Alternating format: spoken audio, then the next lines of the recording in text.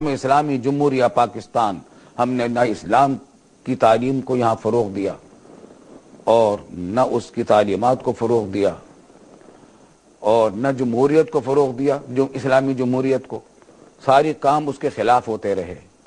اور میں تو سمجھتا ہوں کہ اس وقت جو صورتحال ہے یہ ایک ہی چیز نہیں ہے۔ اس سیلاب سے پہلے پانی کی قلت اتنے درجے میں تھی کہ لوڈ شیڈنگ پر مجبور تھے۔ بتائیے، ہمارے دریاؤں کے اندر دھول اڑ رہی تھی، بے شک بے شک، اس کو رو رہے تھے، بے شک بے شک، اور بجلی کی لوڈ شیڈنگ کا عذاب ہم پر مسلط ہوا، اور اب پانی آیا تو اس نے تباہی پھیلا دی۔ یہ رسول اللہ صلی اللہ علیہ وسلم نے پہلے سے بتا رکھا تھا کہ ایسا بھی ہوگا کہ بارشیں بند کر دی جائیں گی، قحط پڑے گا، اور بارشیں ہوں گی تو تباہیاں پھیلیں گی، اور آج یہی ہو رہا ہے۔ میں تو سمجھتا ہوں کہ جہاں ہمارے اور بہت سارے گناہ ہیں، ہم ناپ تول میں کمی کرتے ہیں، تجارت میں گھپلا کرتے ہیں، دھوکہ بازی ہمارا معمول بن گیا ہے، کام چوری کو تو گناہ ہی نہیں سمجھتے۔ ڈیوٹی کا اوقات ہے اگر 7 گھنٹے اور اس میں 1 گھنٹہ کا چوری کر لی تو اس کو کوئی گناہ ہی نہیں سمجھا جاتا، حالانکہ وہ 1 گھنٹے کے مقابلے کی جو تنخواہ ہمیں ملی ہے، جس گھنٹے کو ہم نے چوری کیا ہے، وہ تنخواہ ایسی حرام ہے جیسے سور کا گوشت حرام ہے۔ لیکن آج ہمارے یہاں یہ گناہ پھیلا ہوا ہے، رشوت ستانی عام ہے، اور نیچے سے لے کر اوپر تک یہ بیماریاں ہمارے اندر پھیلی ہوئی ہیں۔ پھر یہ کہ میں سوچتا ہوں کہ شاید ہم پر یہ ایک عذاب کی سی جو کیفیت ہے، جہاں ہمارے اور بہت سارے گناہ ہیں۔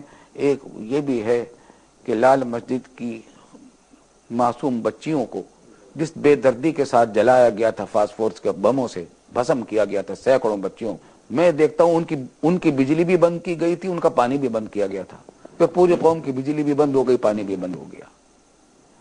اور ڈاکٹر عافیہ صدیقی آج 7-8 سال سے دوسروں کی قید میں ہے، طرح طرح کے مظالم کا شکار ہے، لیکن ہماری عیاشیوں میں اور ہماری کسی چیز میں کمی نہیں آتی، ہماری رگ حمیت نہیں پھڑکتی، ہمارے حکمرانوں کے کانوں پر جو نہیں رینگتی، ساری باتیں مانگتے ہیں، ڈالر بھی مانگتے رہتے ہیں، سب کچھ مانگتے رہتے ہیں، عافیہ کو نہیں مانگتے۔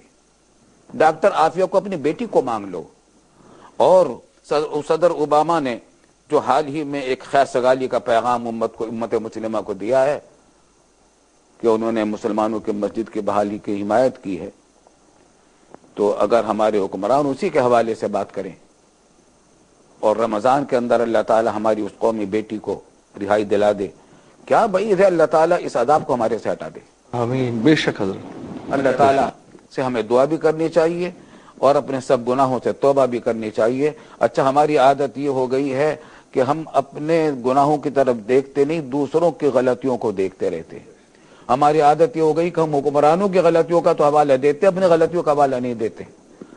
تو میں نے حکمرانوں کا بھی ذکر ضرور کیا ہے، لیکن صرف حکمرانوں کی غلطی نہیں ہے، غلطی ہماری سب کی ہے، اور ہم سب پر توبہ لازم ہے۔ لعلہم یرجعون، قرآن نے ہمیں جھنجھوڑا ہے، اللہ نے ہمیں جھنجھوڑا۔ ان مسائب خودکشیاں ہو رہی تھی، خودکشیاں ہو رہی ہیں، ڈرون حملے ہو رہے ہیں، قتل و غارت گری آپس میں ہو رہی ہے، خانہ جنگی ہے، سیلاب کی پریشانی ہے، یہ تمام مصیبتیں ہیں، یہ جھنجھوڑ رہی ہے قدرت ہمیں، تاکہ ہم اپنے گناہوں سے توبہ کر لیں، رشوت سے باز آ جائیں، حرام خوری سے بچ جائیں، کام چوری سے بچ جائیں۔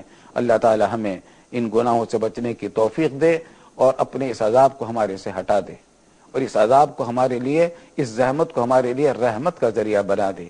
وآخر دعوانا ان الحمدللہ رب العالمین۔ حضرت بہت بہت شکریہ، بہت شکریہ۔ میرے بھائی اور بہنوں، آپ نے ماں کی نصیحتیں سنی، ایک ایک لفظ سونے میں تولنے کے لائق ہے۔ اللہ رب العزت محض اپنے فضل سے ہمیں ان باتوں کو اپنے عمل میں لانے کی توفیق عطا فرمائے۔ کل تک کے لیے اجازت۔ السلام علیکم ورحمۃ اللہ وبرکاتہ۔ دل رسول اللہ